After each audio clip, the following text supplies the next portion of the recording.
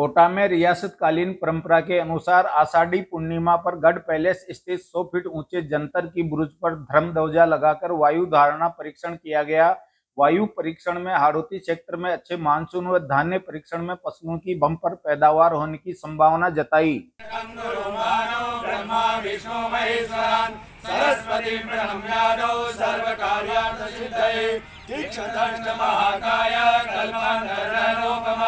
रियासतकालीन परंपरा है जिसका निर्वाह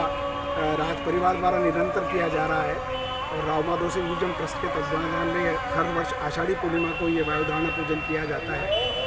इसमें जो है रियासत काल में जब मौसम विज्ञान नहीं होता था तो कृषकों को एक मानसून से संबंधित वर्षा योग से संबंधित जानकारी देने के लिए ये वायु धारणा पूजन का आयोजन किया जाता था। आज भी ये वायु धारणा का पूजन गढ़कोटा के ऐतिहासिक जंतर की बुर्ज पर स्थापित यंत्र के अंदर धर्म ध्वजा लगा के किया गया।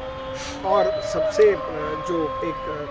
प्रसन्नता का विषय वो ये है कि जो शुभ मुहूर्त 7:20 का था उस पर वायु का प्रवाह पश्चिम दिशा से पूर्व दिशा की ओर रहा और ये निरंतर और अच्छे प्रवाह के साथ राज्य इस बात का संकेत है कि हाड़ौती और इस आसपास के क्षेत्र में वर्षा अच्छी रहेगी और विशेष रूप से कृषकों के लिए ये काफ़ी उपयोगी साबित होगी। इस तरह का संकेत इस बार की वायु धारणा पूजन में निकल कर आए। धान्य के लिए परीक्षण जो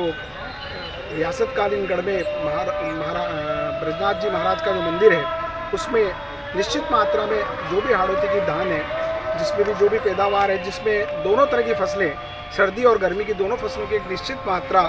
तोलकर और भगवान ब्रजनाथ जी के सम्मुख अभी शयन आरती के पश्चात रखी जाएगी और प्रातःकाल मंगला के बाद उनको तोला जाएगा। जिस धान्य के वजन में बढ़ोतरी होगी उस धान की फसल अच्छी पैदावार होने का अनुमान लगाया जाएगा और जिस धान की वजन में कमी देखी गई उसकी जो है पैदावार कम होने का अनुमान इसमें निकल कर आता है। ये दोनों ही एक रियासतकालीन परंपरा है जो राज परिवार के द्वारा आज भी इनका निरंतर निर्वाह किया जा रहा है। आप सब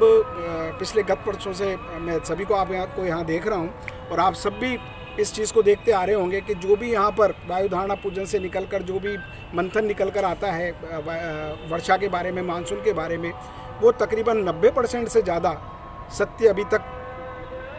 होता रहा है और आप सब लोग इसके एक तरह से गवाह मैं कह सकता हूँ कि आप सब लोगों की उपस्थिति में हर साल होता है और हर साल आप इस बात को देखते हैं। तो एक बड़ी ये ठाकुर जी की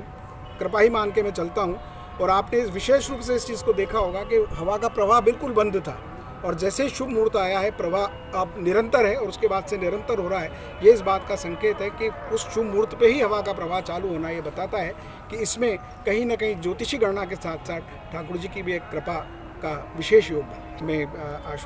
आचार्य आशुतोष दादीज। इधर वेदांग ज्योतिष अनुसंधान संस्थान की ओर से भी वायु परीक्षण किया गया। नागेंद्र प्रतिअस्त ने बताया कि आगामी महीनों में अच्छी बारिश होगी और खेती की उपज भी अच्छी होगी।